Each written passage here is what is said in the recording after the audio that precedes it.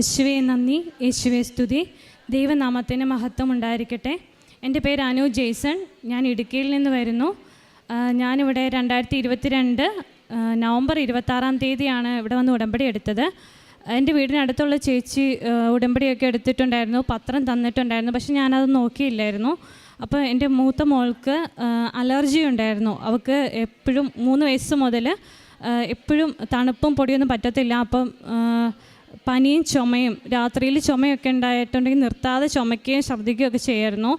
അപ്പോൾ അങ്ങനെ അവളുടെ അലർജി മാറാൻ വേണ്ടിയിട്ടാണ് ഞാനിവിടെ ഉടമ്പടി എടുക്കാൻ വേണ്ടി വന്നത് തന്നെ.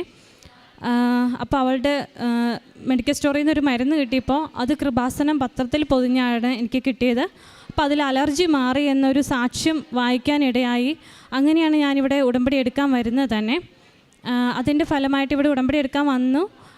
അവൾക്ക് ഉടമ്പടി നേർച്ച വസ്തുക്കളായ ഉപ്പും തേനും തൈലവും ഒക്കെ ഉപയോഗിച്ചതിൻ്റെ ഭാഗമായിട്ട് ഇപ്പോൾ അലർജിയുടെ ഒരു പ്രശ്നവും ഇല്ല. അവൾക്ക് പൂർണ്ണമായിട്ട് സൗഖ്യമായി. ഏകദേശം 4 വർഷത്തോളം ഈ ഒരു പ്രശ്നം ഉണ്ടായിരുന്നു. ഇപ്പോൾ അവൾക്ക് 7 വയസ്സായി. അവൾക്കൊരു കുഴപ്പമില്ല. പിന്നെ എനിക്ക് 10 വർഷമായിട്ട് നടുവേദന ഉണ്ടായിരുന്നു. ഡിസ്ക് അകലുന്ന പ്രോബ്ലം ആയിരുന്നു. അങ്ങനെ ജോലികളൊന്നും ചെയ്യാൻ പറ്റില്ലായിരുന്നു. കുനിഞ്ഞ് നിന്ന് ജോലി ചെയ്യാനോ അല്ലെങ്കിൽ 4 കിലോയിൽ കൂടുതൽ വെയിറ്റ് എടുത്ത് ജോലി ചെയ്യാനൊന്നും പറ്റത്തില്ലായിരുന്നു. പക്ഷേ ഇവിടെ വന്ന് ഉടമ്പടി എടുത്തതിൻ്റെ ഭാഗമായിട്ട് അന്ന് തന്നെ എനിക്ക് രോഗസൗഖ്യം ലഭിച്ചു. പക്ഷെ അത് ഞാൻ അറിഞ്ഞില്ല.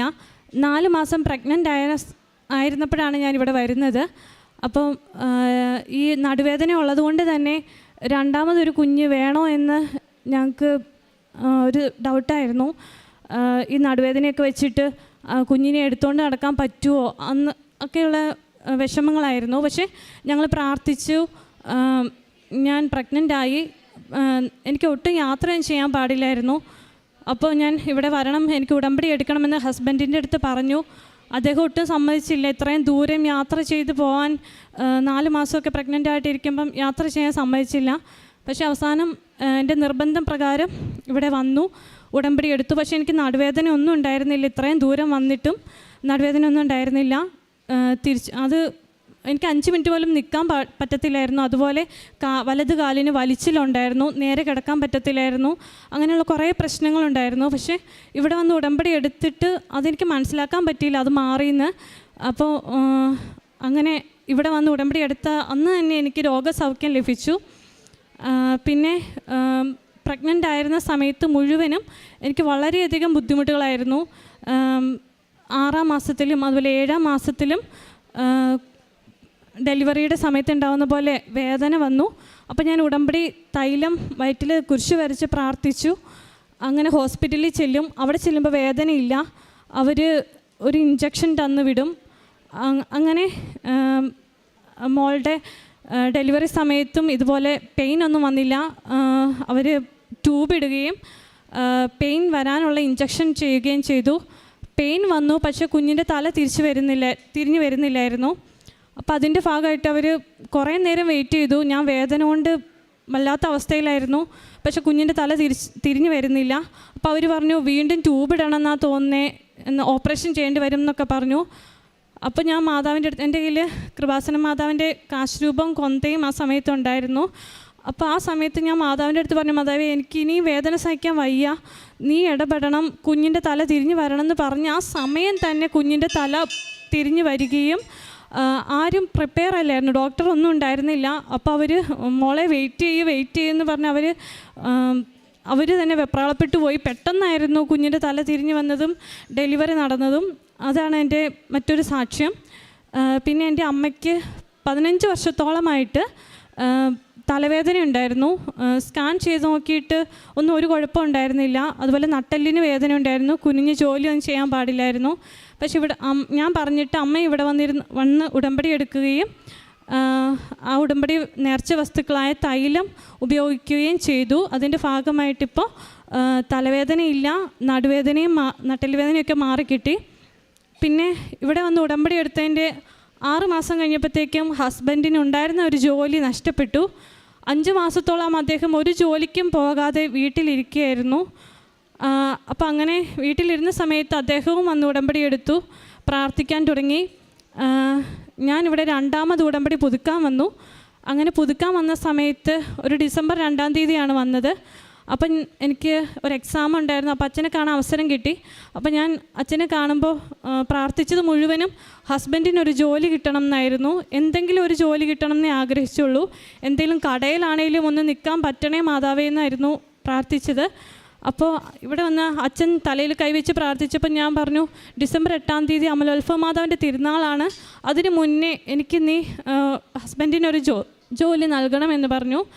അങ്ങനെ ഡിസംബർ 7-ാം തീയതി തന്നെ മാതാവ് ഇവിടെ പ്രത്യക്ഷപ്പെട്ട ദിവസം തന്നെ വൈകുന്നേരം ആയപ്പോഴത്തേക്കും കോടതിയിൽ ഒരു പ്രൈവറ്റ് ക്ലർക്കിൻ്റെ ജോലി ഒഴിവുണ്ട് എന്ന് അറിയുകയും അങ്ങനെ ആ ജോലിക്ക് പ്രവേശിക്കുകയും ചെയ്തു.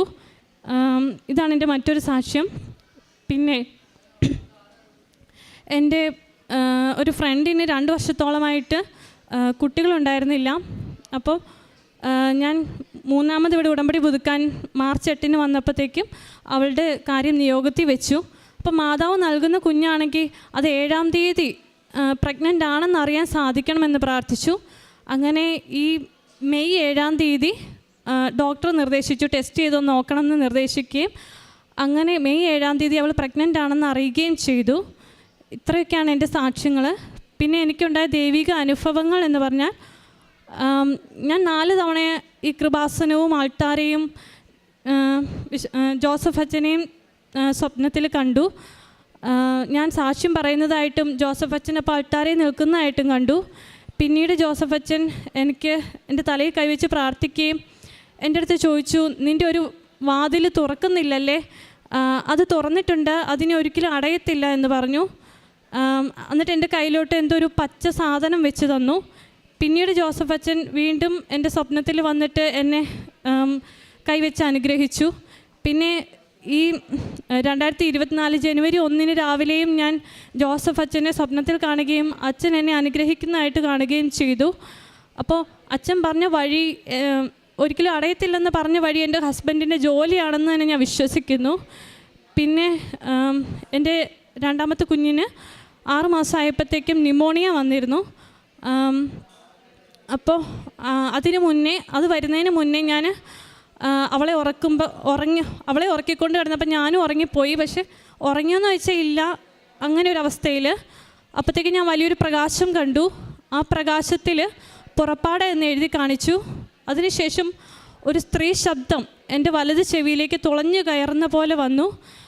ആ ശബ്ദം എങ്ങനെ വിവരിക്കണം എന്ന് എനിക്കറിയില്ല, അത്രയും മാധുര്യമുള്ളതായിരുന്നു. പക്ഷേ ഒരു ഭയങ്കര ശക്തിയുള്ളതായിരുന്നു ആ ശബ്ദം. എന്നിട്ട് എൻ്റെ അടുത്ത് പറഞ്ഞു, നിങ്ങൾ ലോകത്തിലെ മനുഷ്യരെ ആശ്രയിക്കുന്നു, സഹനങ്ങൾ കൂടും, പിന്നെ 11 വയസ്സ് വരെ നല്ല ഓർമ്മയും ശക്തിയുമായിരിക്കും, അതിനുശേഷം ജയിലിൽ പോകും എന്നാണ് പറഞ്ഞത്. അപ്പോൾ ഞാൻ മാതാവിൻ്റെ അടുത്ത് പ്രാർത്ഥിച്ചു, എൻ്റെ മാതാവേ ജയിലിൽ പോകുമെന്നൊക്കെ പറഞ്ഞപ്പോഴത്തേക്കും പേടിച്ചു പോയി. അപ്പോൾ എന്താ കാര്യം എന്നൊന്നും മനസ്സിലാവുന്നില്ലല്ലോ, എനിക്ക് വെളിപ്പെടുത്തി തരണമേ എന്ന് പ്രാർത്ഥിച്ചു. അതിനുശേഷം പിറ്റേ ദിവസം എൻ്റെ ഇളയ കുഞ്ഞിനെ മരിച്ചു പോകുന്നതായിട്ടും അവൾ പിന്നെ തിരിച്ചെണീറ്റ് വരുന്നതായിട്ടും ചിരിച്ചുകൊണ്ട് എണീറ്റ് വരുന്നതായിട്ടുമാണ് കണ്ടത്. അപ്പോൾ അതും എനിക്ക് മനസ്സിലായൊന്നുമില്ല എന്താ സംഭവം എന്ന്. അന്ന് 11 മണി വരെ അവൾക്ക് നല്ല കളിയും ചിരിയായിട്ടിരുന്ന കുഞ്ഞ് പെട്ടെന്ന് പനി വരികയും ഹോസ്പിറ്റലിൽ കൊണ്ടുവന്നപ്പോഴത്തേക്കും പനി കൂടി ന്യൂമോണിയ ആയി മാറി. വളരെ ഒരു ബുദ്ധിമുട്ടിലായിരുന്നു. അപ്പോൾ ഓക്സിജൻ ലെവലൊക്കെ താഴ്ന്നു പോയി, ശ്വാസമുട്ടലായി, ലങ്സിനെ ബാധിച്ചു. അതൊക്കെ വിശ്വസിക്കാനേ പറ്റുന്നില്ല എങ്ങനെ പറയണമെന്ന്. അപ്പം മാതാവ് ഉദ്ദേശിച്ച 11 വയസ്സ് എന്നുള്ളത് സമയമായിരുന്നെന്ന് എനിക്ക് മനസ്സിലായി, 11 മണി. പിന്നെ ജയിലിൽ പോകുമെന്ന് പറഞ്ഞത് ഹോസ്പിറ്റലിലായിരുന്നെന്ന് മനസ്സിലായി. 2 ആഴ്ചയോളം ഹോസ്പിറ്റലിൽ കിടക്കേണ്ടി വന്നു. അവളുടെ ഓക്സിജൻ ലെവൽ, ഞങ്ങളുടെ അടുത്ത് തന്നെയുള്ളൊരു ഹോസ്പിറ്റലിൽ പോയപ്പോൾ വലിയ സൗകര്യങ്ങളൊന്നും ഉണ്ടായിരുന്നില്ല. അപ്പോൾ അവർ പറഞ്ഞു കുറച്ചുകൂടി മെച്ചപ്പെട്ട ഹോസ്പിറ്റലിൽ കൊണ്ടുപോകണമെന്ന് പറഞ്ഞു. അപ്പോൾ ആംബുലൻസിൽ പോകണമെന്ന് പറഞ്ഞു. ആ സമയത്ത് ഹസ്ബൻഡിന് ജോലിയില്ലായിരുന്നു. അപ്പോൾ അതിൻ്റെയൊക്കെ ബുദ്ധിമുട്ട് കാരണം എങ്ങനെ പോകും എന്നൊക്കെയുള്ള സങ്കടത്തിലായിരുന്നു. ഓക്സിജൻ ലെവൽ കൂടാൻ വേണ്ടിയിട്ട് ആ സമയത്ത് ഞാൻ മോളുടെ ദേഹത്തെല്ലാം ഉപ്പ് വിതറുകയും വിശ്വാസപ്രമാണം ചൊല്ലി ഉപ്പ് വിതറി പ്രാർത്ഥിച്ചു. ആ റൂമിലെല്ലാം ഉപ്പ് വിതറി. അതിൻ്റെ ഭാഗമായിട്ട് കുറച്ച് സമയങ്ങൾക്ക് ശേഷം അവളുടെ പനിയെല്ലാം വിട്ടുമാറുകയും ഓക്സിജൻ ലെവൽ നോർമൽ ആവുകയും ചെയ്തു. അങ്ങനെ വലിയൊരു രോഗസൗഖ്യം മാതാവ് ഞങ്ങൾക്ക് തന്നു.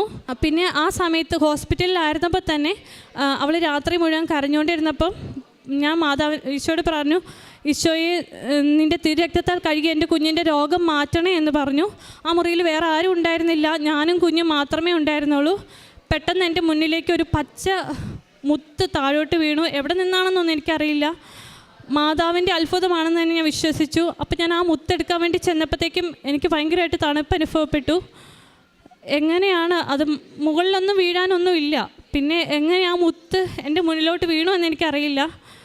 അങ്ങനെ ഒരു അനുഭവം ഉണ്ടായി. അപ്പോൾ ഈ പച്ച എനിക്ക് പ്രത്യാശ നൽകുന്നതായിരുന്നു. ഇത്രയെല്ലാം പ്രശ്നങ്ങൾ എൻ്റെ ജീവിതത്തിൽ ഉണ്ടായിട്ടും എനിക്കെല്ലാത്തിനും ഭയങ്കര ഒരു ധൈര്യമായിരുന്നു ഇവിടെ വന്ന് ഉടമ്പടി എടുത്തതിന് ശേഷം. അപ്പോൾ ഉടമ്പടി മാതാവ് എൻ്റെ ജീവിതത്തിൽ വരുന്ന ദുരന്തങ്ങളെയെല്ലാം അല്ലെങ്കിൽ ദുരിതങ്ങളെയെല്ലാം ദൈവസ്നേഹത്തോടെ ഏറ്റെടുക്കാൻ വേണ്ടിയിട്ട് എന്നെ നേരത്തെ ഇവിടെ കൊണ്ടുവന്ന് ഉടമ്പടി എടുപ്പിച്ചതാണെന്ന് ഞാൻ വിശ്വസിക്കുന്നു. പിന്നെ പ്രേക്ഷിത പ്രവർത്തനമായിട്ട് ഞാനിവിടുത്തെ പത്രം ഗവൺമെൻറ് ഹോസ്പിറ്റലുകൾ കൊണ്ടേ കൊടുക്കും, ഓട്ടോ സ്റ്റാൻഡിലെല്ലാം കൊണ്ടേ കൊടുക്കുമായിരുന്നു, വീടുകളിൽ കൊണ്ടേ കൊടുക്കുമായിരുന്നു. ജോയ്ക്കും മാതാവിനും ഒരുപാട് നന്ദി. പരിശുദ്ധ അമ്മയുടെ മധ്യസ്ഥ സഹായത്തിൽ ഏറെ പ്രത്യേകിച്ച് വ്യക്തിപരമായിട്ട് ലഭിച്ച അനുഭവങ്ങളോടൊപ്പം അതേസമയം തന്നെ ഉണ്ടായ ദൈവികമായിട്ടുണ്ടായ ദർശനങ്ങളെക്കുറിച്ചും സ്വപ്നങ്ങളെക്കുറിച്ചും ഈ വ്യക്തി സാക്ഷ്യപ്പെടുത്തുന്നുണ്ട്. അപ്പോൾ ഉടമ്പടിയിൽ സാക്ഷ്യം കേൾക്കുന്നവർക്കറിയാം, നമ്മളെ സംബന്ധിച്ചിടത്തോളം സ്വപ്നങ്ങളും ഈ അൾത്താരയും ഈ അൾത്താരയിലായിട്ട് ബന്ധപ്പെട്ട കാര്യങ്ങളുമൊക്കെ ഈ സ്വപ്നം കാണുമ്പോൾ ബഹുമാനപ്പെട്ട അച്ഛനെയും ഒരുപാട് സ്വപ്നങ്ങളിൽ ആവർത്തിക്കപ്പെടുമ്പം നമ്മളത് ഉടമ്പടിയുടെ പരിശുദ്ധ അമ്മയുടെ സാന്നിധ്യത്തിൻ്റെ അല്ലെങ്കിൽ നിങ്ങളുടെ ഉടമ്പടിയിലെ പരിശുദ്ധ അമ്മയുടെ കൂടെ സഞ്ചരിക്കുന്ന ഒരു സ്ഥിരീകരണമായിട്ട് അമ്മയുടെ പ്രത്യക്ഷീകരണത്തിൻ്റെ ഒരു സാക്ഷിയാക്കി ദൈവം നിങ്ങളെ പ്രത്യേകം ഒരുക്കുന്നതായിട്ടാണ്. കാരണം ഈ അൾത്താര കാരണം ഈ അൾത്താരയിൽ നിന്നാണല്ലോ എല്ലാ കൃപയുടെയും അനുഗ്രഹത്തിൻ്റെയും അനുഭവത്തിൻ്റെയും ജീവിത പരിവർത്തനത്തിൻ്റെയും ഒക്കെ സാക്ഷ്യങ്ങൾ പറയുന്നതും ആരംഭിക്കുന്നതും അനുഗ്രഹങ്ങൾ. കാരണം ഈ അൾത്താരയുടെ പ്രത്യേകത എന്നതും പരിശുദ്ധ അമ്മയുടെ പ്രത്യക്ഷീകരണമാണ്.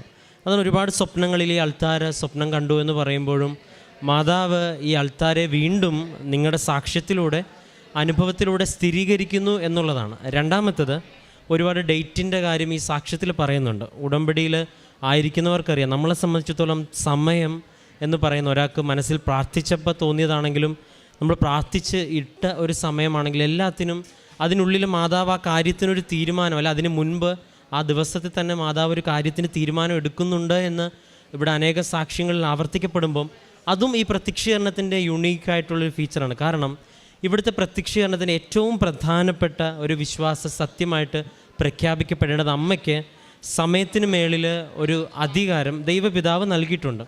അത് കാനായിലെ കല്യാണ വിരുന്നിൻ്റെ അടിസ്ഥാനത്തിൽ സ്വർഗീയ അപ്പൻ അങ്ങനൊരു അധികാരം പരിശുദ്ധ അമ്മയ്ക്ക് നൽകിയിട്ടുണ്ട്. അതുകൊണ്ട് ഉടമ്പടിയിലെ സാക്ഷ്യങ്ങളിൽ ഒരു വ്യക്തി താനൊരു സമയമിട്ട് പ്രാർത്ഥിച്ചപ്പോൾ അമ്മ അത് നടത്തി, അല്ലെങ്കിൽ പെട്ടെന്നൊന്ന് പ്രാർത്ഥിച്ചപ്പോൾ മാതാവ് ഒരിക്കലും സാധ്യമല്ലാതിരുന്നൊരു കാര്യം എനിക്ക് നടത്തിയെന്ന് പറയണതും, അല്ലെങ്കിൽ മനസ്സിൽ എനിക്കൊരു ഡേറ്റ് തോന്നിയെന്ന് പറയുന്നതും അല്ല എങ്കിൽ പരിശുദ്ധ അമ്മയുടെ പ്രത്യക്ഷീകരണമായിട്ട് ബന്ധപ്പെട്ട തീയതികളിൽ സംഭവിക്കുന്ന കാര്യങ്ങളെല്ലാം നമ്മൾ അമ്മയുടെ ഈ പ്രത്യക്ഷീകരണത്തിൻ്റെ തെളിവുകളായിട്ട് തന്നെയാണ് വ്യാഖ്യാനിക്കുന്നതും.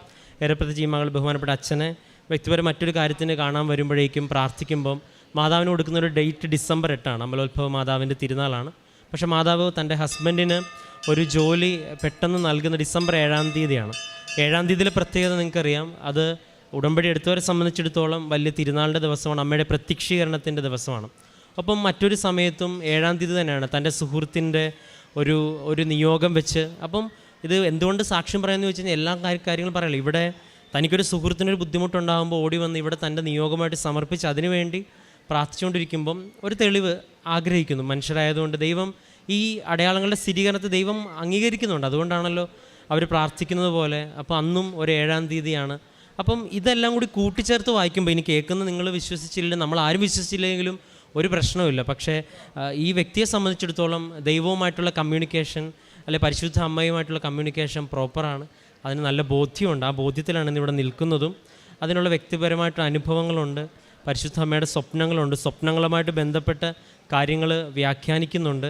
പിന്നെ ഒരു പച്ച നിറത്തിനെ കുറിച്ചൊക്കെ പറയുന്നുണ്ട്. അപ്പോൾ നിങ്ങൾക്കറിയാം, കൃപാസനത്തിൽ നമ്മൾ പച്ചത്തിരി കത്തിച്ച് പ്രാർത്ഥിക്കുന്നതും അതിൻ്റെയൊക്കെ സിഗ്നിഫിക്കൻസ് എന്താണ്? അത് പ്രത്യാശയുടെ നിറമാണ്, ഉടമ്പടിയുടെ നിറമാണ്, ഉൽപ്പത്തി. അപ്പോൾ ഇതിന് എല്ലാത്തിനും ഉടമ്പടിയായിട്ട് ബന്ധപ്പെട്ട നിറങ്ങൾ, സമയം, ഡേറ്റ്, തീയതിയൊക്കെ ഉടമ്പടി എടുത്തൊരു വ്യക്തി അവരുടെ വിശ്വാസ ജീവിതത്തിൽ പലപ്പോഴായിട്ട് അനുഭവിക്കുമ്പോൾ മാതാവിൻ്റെ പ്രസൻസും സാന്നിധ്യവുമായിട്ടാണ് നമ്മൾ കാണുന്നത്. അത് ഒരു കമ്മ്യൂണിക്കേഷനാണ്. അത് വ്യക്തമായിട്ട് ഈ സാക്ഷ്യത്തിലുണ്ട്.